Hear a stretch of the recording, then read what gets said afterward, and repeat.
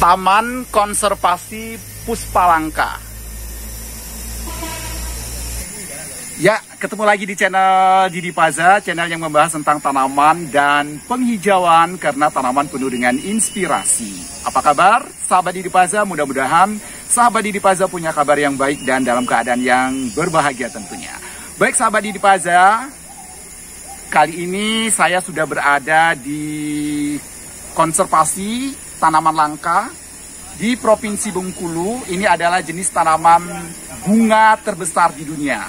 Ada dua bunga yang terbesar di dunia, dan bunga yang terbesar di dunia itu semua ada di Bengkulu. Yang pertama ada bunga Rafflesia, dan yang kedua adalah Amorphophallus titanium.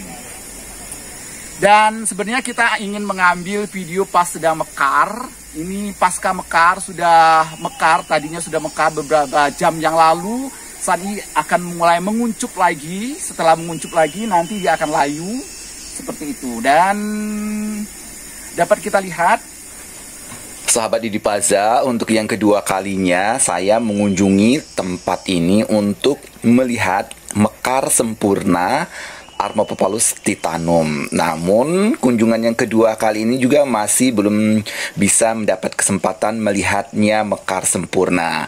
Ya, kita sampai di tempat ini pukul 11:30, sementara mekar sempurnanya Amorphophallus titanum ini sekitar pukul 9. Jadi mekarnya hanya dalam beberapa jam saja, dan kita telat sedikit, akhirnya kelopaknya itu mulai menguncup. Dan setelah kelopaknya itu menguncup atau mulai menutup bagian spandik, dalam beberapa hari nanti dia akan tumbang, atau spandiknya itu akan tumbang atau roboh. Ketika Didi Paza sampai di tempat ini, sudah banyak orang mengantri mengambil foto, mengambil video dengan Amorphophallus titanum ini. Dan tak kalah juga, Didi Paza juga mengambil video, juga mengambil foto selfie bersama Amorphophallus titanum yang baru saja mekar ini. Meskipun baru saja mekar dan mulai menutup, namun keelokan pesonanya tetap masih bisa kita menikmati karena masih terbuka ya, belum menutup sempurna. Nah, Didi Paza manfaatkan untuk mengambil foto, dan bukan hanya Didi Paza saja, begitu banyak pengunjung, ada yang dari Depok, ada yang dari Semarang, ada yang dari Kota Bengkulu dan sebagainya. Jadi kita harus sabar mengantri. Channel Didi Paza, channel hijau tentang tanaman dan penghijauan karena tanaman penuh dengan inspirasi.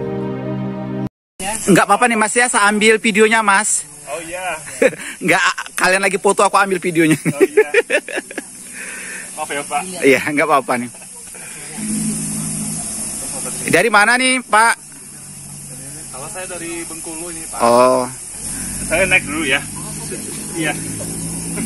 Kalau Oh, naik Sericin. di bawah ini. kalau ke bawah turun. Iya, dengan siapa nih Pak? Dengan Andri. Andre dari? Dari Semarang. Oh, dari Semarang Ya. jauh. Udah berapa kali lihat? Baru sekali. Baru sekali. Ya. Gimana perasaannya? Perasaannya menarik. Menarik Iya, ya. menarik dan seru. Oke. Iya. Terima kasih. Iya, sama-sama Pak. Baik sahabat Didi Paza, saat ini kita sudah berada, di samping saya ada Bapak Holidin. Beliau adalah pengelola untuk Taman Konservasi Puspalangka yang ada di Provinsi Bengkulu. Langsung saja kita akan bincang-bincang dengan beliau. Assalamualaikum warahmatullahi wabarakatuh Pak. Waalaikumsalam warahmatullahi wabarakatuh. Iya, dengan Bapak Holidin ya. Ini ada Amorphophallus titanium, dan ini adalah kawasan taman konservasi Pak ya. Oke, taman konservasi ini berdiri sejak tahun berapa nih Pak? Enggak, taman konservasi ini memang sudah kita rintis lama ya. Tapi secara legal ya baru. Jadi, di tahun 2011 kita mendirikan kelompok. Kemudian di tahun 2022 baru terbit izin konservasi oleh Kementerian Kehutanan BKSDAE. Jadi jujur saya sampaikan, awal daripada punya kecintaan dengan Amorphophallus atau Rafflesia, kita punya pemikiran bahwa tanaman yang diciptakan oleh Tuhan ini adalah ada semacam punya hikmah ataupun punya nilai tersendiri. Karena dia saya anggap ada nilai ekonomi di situ. Makanya itu titik awal saya punya kepedulian dengan ini. Kemudian yang kedua, karena saya melihat kondisi alam di sekitar kami, waktu itu di tahun 80, alam di sekitar kami, katakanlah hutan di sekitar kami masih cukup bagus ya. Ternyata beberapa tahun saya ada tinggal di sini, sudah banyak sekali hutan-hutan yang sudah gundul. Nah, dari situ titik keduanya kan bahwa kami punya rasa ketakutan akan hilangnya puspalangka, terutama Rafflesia dan Amorphophallus. Dari situ mulai berawal barulah kita punya pemikiran inisiatif untuk menjadikan lahan dari pemberian orang tua ini dijadikan lahan konservasi. Oke, kembali ke Amorphophallus nih ya. Ini untuk nama ilmiahnya Amorphophallus. Ya, Amorphophallus titanum. Amorphophallus titanium. Kemudian biasa kalau orang lokal, masyarakat Bengkulu menyebutnya tanaman. Ya begini, karena setiap kabupaten dia berbeda sendiri. Termasuk kita di Rejang Lebong ataupun di Kabupaten Kepayang, memang sebutan ini nama daerah, nama lokalnya itu adalah kibut. Jadi bunga kibut. Kalau di kabupaten-kabupaten lain apa ada nama lain, Pak? Termasuk di kabupaten saya sendiri, Seluma sekarang ini bukan kibut, ada sedikit berbeda, yaitu gegubut. Gegubut ya, hampir menyamai ya. Oke. Kemudian ini ada Amorphophallus titanium, disebut juga sebagai bunga bangkai, karena ketika sedang mekar mengeluarkan aroma yang tidak sedap ya. Oke. Yang disebutkan orang bunga bangkai karena itu ada aroma yang memang seperti kata Bapak bilang, ketika dia mekar ada aroma yang kurang sedap ya di situ. Tapi inilah ciptaan Tuhan, kita tidak bisa kita menerima. Justru kita bersyukur. Disitulah bentuk keagungan Tuhan menciptakan tanaman-tanaman ya. Kembali lagi ke Amorphophallus titanium, ini kan Amorphophallus yang memang paling fenomenal, endemik Bengkulu ya. Namun saat ini sudah banyak ya. Kalau kita melihat di video searching itu ada banyak botanical garden itu sudah mengoleksi ya Amorphophallus titanium. Nah mungkin untuk perbanyakannya sendiri atau budidayanya seperti apa Pak? Jadi itulah uniknya Amorphophallus ya. Jadi seluruh Amorphophallus ada 182 spesies Amorphophallus yang saya tahu.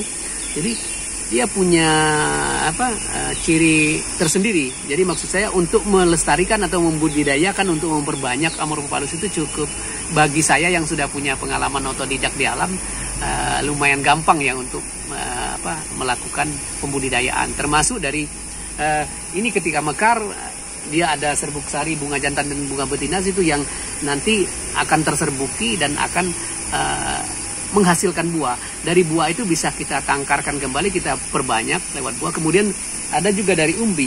Ada umbi yang bisa kita cacah-cacah, lakukan pencacahan untuk memperbanyak juga habitat ini. Ada juga dari batang yang bisa kita perbanyak juga, semacam stek tadi di situ. Nah, yang paling selama ini belum pernah dicoba oleh orang dan kami sudah mencoba itu lewat getah pohonnya itu. Jadi alhamdulillah. Mungkin bisa dijelaskan Pak bagaimana lewat getah? Nah itu sebenarnya mohon maaf bukan saya merahasiakan ini ya. Jadi sebetulnya kalau lewat getah kita harus praktek langsung. Jadi nggak bisa kalau sekedar diceritakan, mungkin seperti itulah saya ceritakan, bisa membudidayakan lewat getahnya. Jadi kalau seperti pertanyaan Bapak ya harus diceritakan langsung, sangat bagaimana kalau tidak langsung terjun untuk dipraktekkan begitu. Apakah jenis Amorphophallus titanium ini bisa untuk semua dataran rendah, menengah atau tinggi, Pak?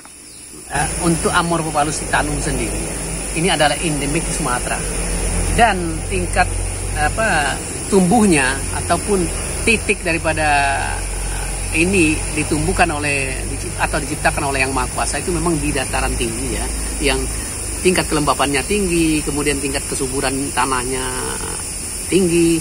Jadi ya ada di situ. Nah, sekarang kami alhamdulillah sudah mengupayakan, maksud saya bahwa ini bisa ditumbuhkan di dataran yang rendah, bahkan sekalipun di tempat yang iklimnya tropis, panas. Nah, tapi dengan catatan ya orang yang mengelola harus pandai, harus mengerti. mungkin harus jangan sampai kering ya, harus dijaga kelembapannya, kemudian kesuburannya juga harus dijaga ya. Betul, seperti itu. Oke, mungkin harapan kedepannya untuk masyarakat berkaitan dengan tanaman langka, ada harapan apa mungkin Pak? Harapan kami sebenarnya begini, agar banyak orang yang punya kepedulian terhadap puspa langka ini, kemudian banyak generasi ataupun anak muda yang mau peduli dengan habitat ini, supaya nanti ke depan generasi yang akan datang dia tidak akan tinggal cerita atau tinggal kenangan. Mereka akan tahu nantinya bahwa inilah kebanggaan kita Bengkulu, ataupun katakanlah endemik dari Sumatera. Jadi harapan saya seperti itu, banyak tumbuh anak-anak muda atau generasi-generasi yang lain yang mau peduli dengan puspa langka ini.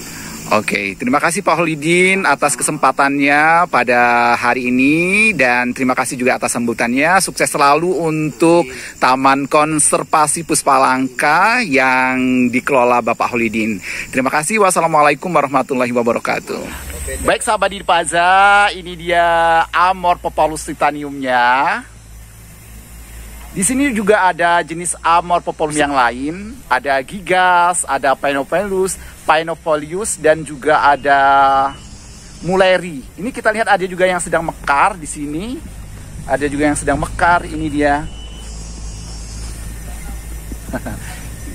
Ada yang sedang mekar, ini juga Amorphophallus juga, termasuk bunga bangkai juga, tapi bukan jenis titanium. Di taman konservasi ini ada juga jenis Amorphophallus lainnya. Jadi kita bisa membedakan antara Amorphophallus yang satu dengan yang lainnya dari segi daun, batang, dan bunga. Di sini sudah ditanam ada 11 jenis Amorphophallus. Meskipun jenis-jenis tersebut tidak langka. Pada kesempatan ini juga Bapak Holidin menunjukkan tanaman bunga Rafflesia yang sudah ada bakal calon bunga yang kurang lebih diperkirakan 8 bulan ke depan akan mekar.